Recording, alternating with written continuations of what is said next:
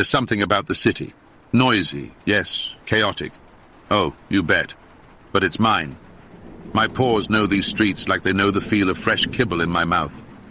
I'm Frank, a bulldog of discerning taste and limited patience, especially with these humans who rush by like they have a bone to catch, but rarely stop to smell the hydrants. Manhattan's my home, but if you ask me if I actually belong here, well, that's another story. I prefer my own rhythm, not their frantic hum of buzzes and footsteps.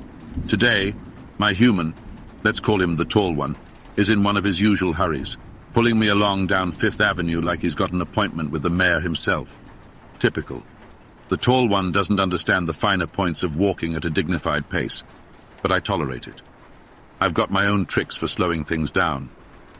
A quick sniff at the pretzel stand, a sudden fascination with a patch of dirt. That'll keep him guessing. He grumbles, but he's wrapped around my paw, really. They all are. What can I say? I'm irresistible. But beneath this proud stance, I sometimes wonder what it's all for. All these faces rushing by, so many voices shouting, honking, talking. No one seems to see each other, and sometimes I think they don't see me. But that's okay. I see myself just fine, thank you very much. And if no one else notices a bulldog with a flawless coat and sturdy stance holding court on Fifth Avenue, well, that's their loss. I'm a king, standing solo in a crowd, alone, but strong. If there's one thing I pride myself on, it's my ability to be unmoved, literally. The humans in their frantic hustle always seem to think they can drag me along on their timetable. But not today. Today I decide we're taking a leisurely stroll through the city. The tall one tugs on my leash, but I plant my paws firmly. It's a simple rule. You want to move me, you'd better have something worth moving for. And that coffee shop we just passed smelled like burnt beans and disappointment, so I stay put, glancing up with my best unimpressed stare. The tall one sighs. He knows it's useless. He tried once to trick me with treats, waving some sad little biscuit in front of my nose. But I know the difference between a treat worth moving for and something that belongs in the trash. I'm stubborn, sure, but that's just part of my bulldog charm. I'll admit it. There's something delightful about forcing the world to slow down to my pace. People weave around me, muttering under their breath, and I give them my best take a number look. They're in a hurry to go where? I couldn't care less. I'm here, solid as a rock, and I'll move when I'm ready. Every now and then I get a real looker, someone who actually stops to see me. A lady in bright pink heels coos at me, her friend taking a photo as if I'm some kind of celebrity. Well, they're not wrong. I pose, one ear tilted just so, gazing off into the distance like I'm contemplating life. They love it. Humans adore an enigma, and I'm practically a philosopher in fur. The tall one groans, knowing full well that this will only inflate my ego. Too late, buddy. I was born a star, so I take my time. After all, these streets are filled with stories, and I intend to sniff out every single one. The scent of hot dogs, distant and tantalizing, mingles with the sour stench of exhaust, and something I'd rather not identify. And yet, somehow, it all feels like home. I'm alone here, sure, but I'm not lonely. This city is mine, every whiff and whisper of it. Now, if you've ever walked the streets of Manhattan, you know it's not just humans in the crowd. No, this city's got its own breed of menace, pigeons. To most, they're just rats with wings, but to me, they're a daily insult, a flying nuisance that reminds me the world is a messy, unpredictable place. And just my luck, today I found myself right in the middle of a pack of them.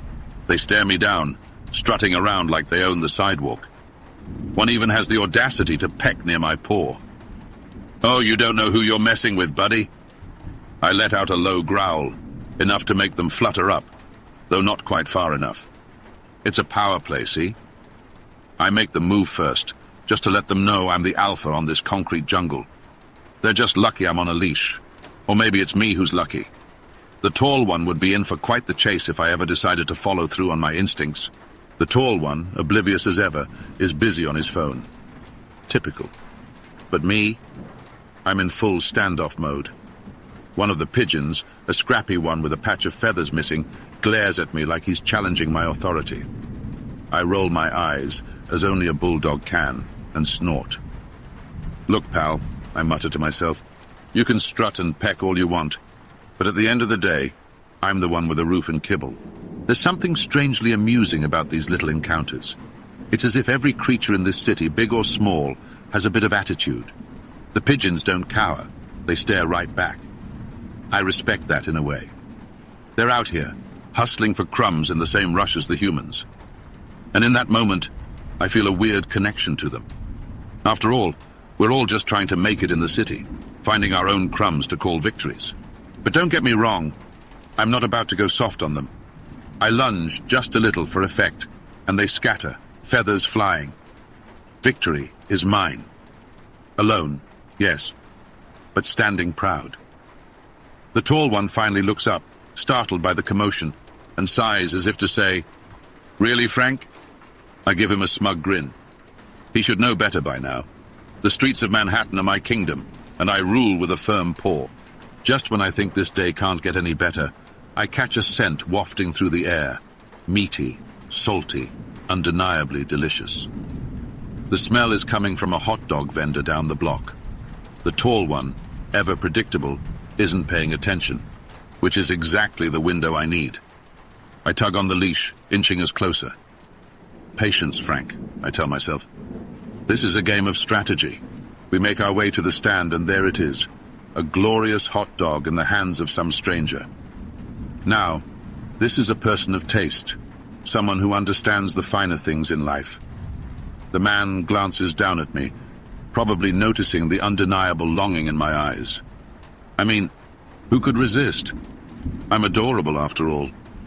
He hesitates, looking from his hot dog to me, as if he's genuinely considering sharing. The tall one finally catches on. "Frank, no begging," he mutters, trying to pull me away. I dig in my paws. Does he not understand the gravity of the situation? This is no ordinary snack. This is prime Manhattan street meat. The stranger chuckles, clearly amused, and he gives me a little nod, a silent acknowledgement of our shared appreciation for food. Just as he's about to break off a piece for me, the tall one tugs harder, pulling me back. I let out a dramatic huff, giving my best betrayed look. The stranger shrugs apologetically as he walks away, but not before giving me a wink. I stare after him, my heart heavy with the loss. That hot dog and I could have had a moment, one of those rare, perfect Manhattan moments you only dream about. Instead, I'm left with kibble at home and the memory of what might have been. As we walk away, I can't help but feel a pang of frustration. This city is filled with opportunities, if only the humans could recognize them. A bulldog like me deserves the finer things, and here I am, denied by my own human. Still, I've learned one thing. In Manhattan, you have to savor the small victories. And even though I didn't get the hot dog, I'll always have the scent of it, lingering in the air, a reminder that sometimes the chase is just as sweet as the prize. There's something peculiar about this stretch of sidewalk. Every time we walk by, I catch a glimpse of someone incredibly handsome. I mean, truly striking. Square jaw, solid stance, deep, soulful eyes. It's hard to look away. Today is no different. I stop and stare, meeting the gaze of the figure reflected in a large glass window, and for a moment, the bustling sounds of the city fade into the background. It's just me and, well, me. I lean in closer, tilting my head slightly, studying every inch of that rugged face. The tall one stops, noticing my fixation on the window. He laughs. "Frank, that's you, buddy." He says it like it's no big deal. But it is. There's something profound in seeing yourself, truly seeing yourself, amid the chaotic whirl of Manhattan. I give myself a nod of approval. If no one else recognizes my charm, at least my reflection does. But here's the thing about being a bulldog in this city. Every now and then, you need a reality check. As I stare, the reflection does the same, and for a split second I question if I'm the only one who feels this strange isolation amidst the crowd. I mean, think about it. I'm a bulldog on a leash, dependent on this tall one to guide me through a world I only half understand. I huff at the thought, a little wave of melancholy washing over me, but I shake it off. No time for self-pity, not in a city like this. The figure in the glass stands firm, just as I do. And if he's alone in the crowd, well, so am I. But we're strong. Stronger than the city. Stronger than the rushing people and screeching cabs. I take a final glance, a silent affirmation of my own resilience, and turn away, trotting forward with newfound pride. The tall one rolls his eyes, muttering something about too much self-confidence. He doesn't get it, but that's all right.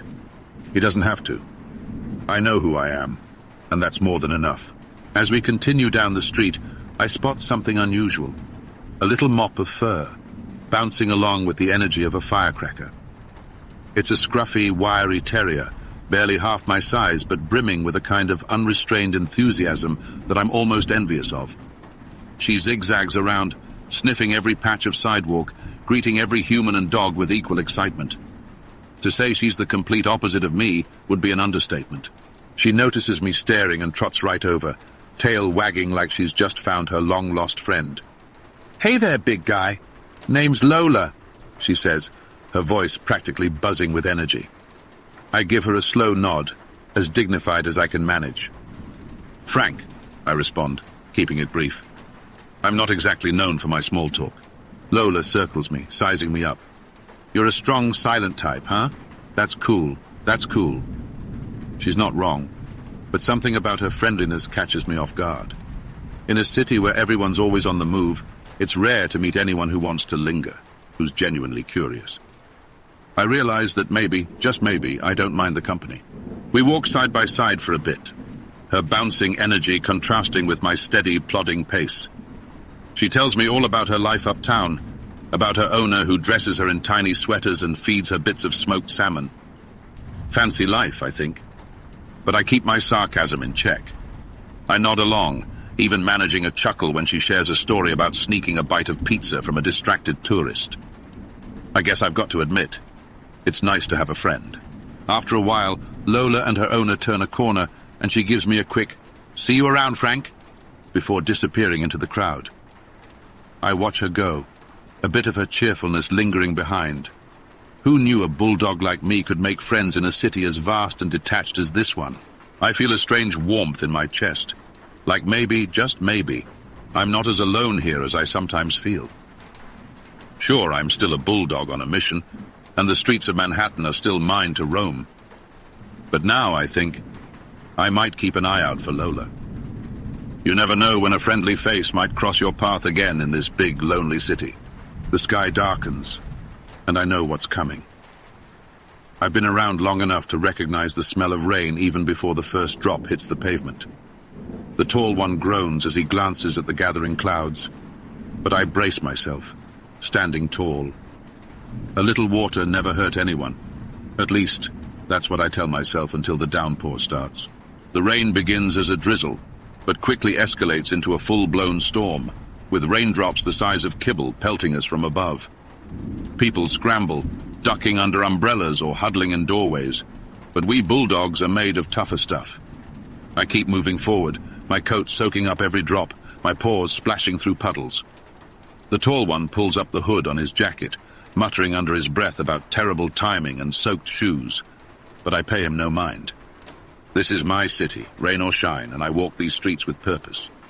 With each step, I feel a little lighter, like the rain is washing away whatever stress I didn't even know I had. It's just me and the city, stripped bare under the grey sky. The usual cacophony of honks and chatter fades into a muted hum, and all I hear is the steady rhythm of raindrops on the pavement. I can't help but feel a strange calm settle over me, a quiet moment in a city that never truly sleeps. A few brave souls stop to stare, some even chuckling at the sight of me trudging through the rain with that signature bulldog determination. They don't get it, but I'm used to that. This rain, this storm, it's a reminder that life isn't always easy, but I'm tougher than any downpour. The streets may be crowded, but moments like this remind me I'm still my own dog, strong and unwavering.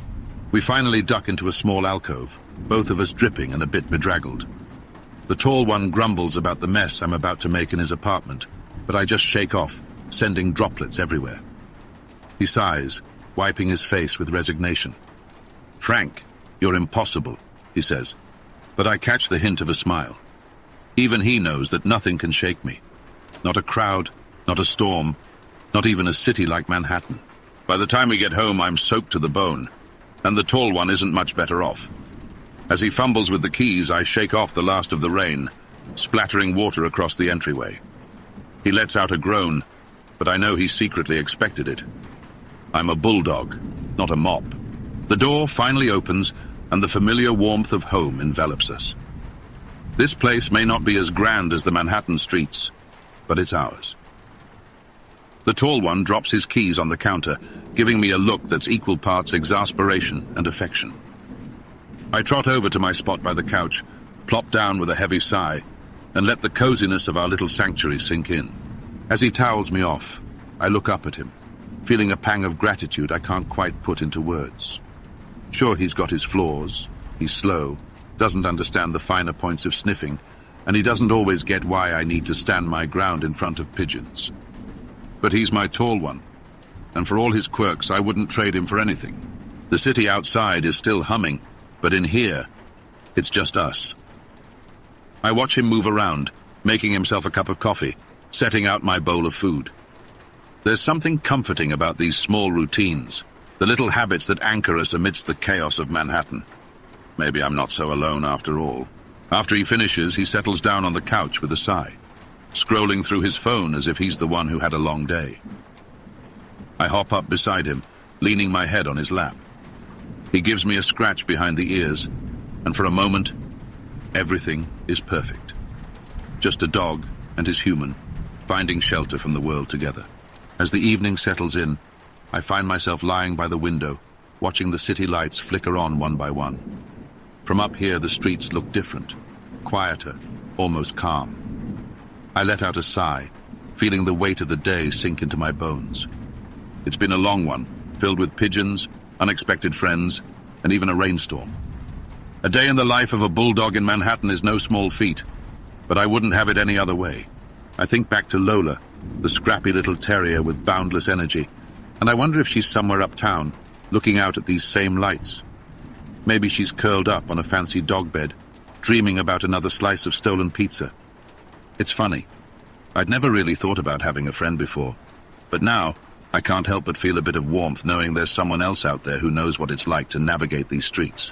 And then there's the tall one. He may not understand every quirk of mine, but he's steady, always there with a scratch behind the ears or a bowl of kibble after a long day. I glance over at him, still scrolling on his phone, oblivious to the fact that I'm reflecting on the world in a way only a bulldog can. He looks up and catches me staring, raising an eyebrow. "What's on your mind, Frank?" he asks with a chuckle. If only he knew.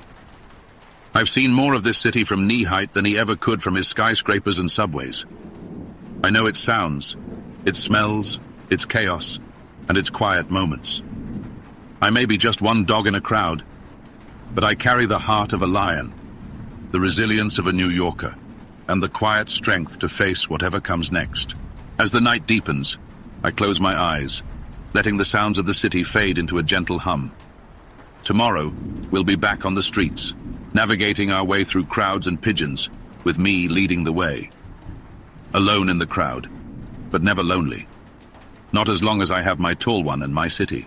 Morning comes with the first light creeping through the blinds, casting a soft glow across the room.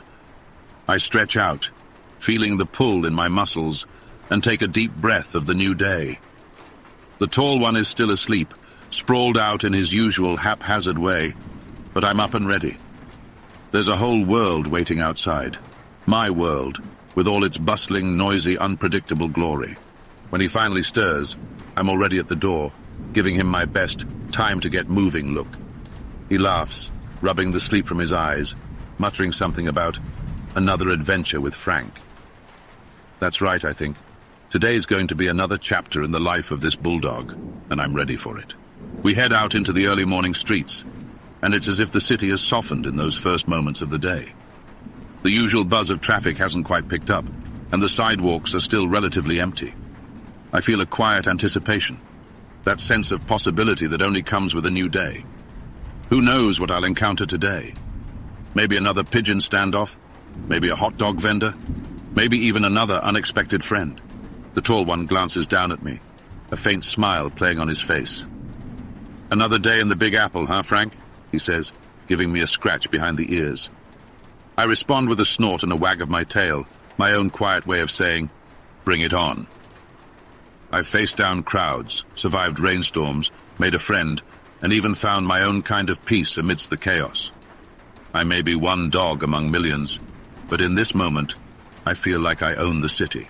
As we continue our walk, I look up at the towering buildings and the brightening sky, and I feel a deep contentment. This city is my home, and as long as I'm here, I'll face each day with the same pride and strength that have carried me this far. Alone in the crowd, yet strong. Because that's who I am. I'm Frank, a bulldog in Manhattan, and I wouldn't have it any other way.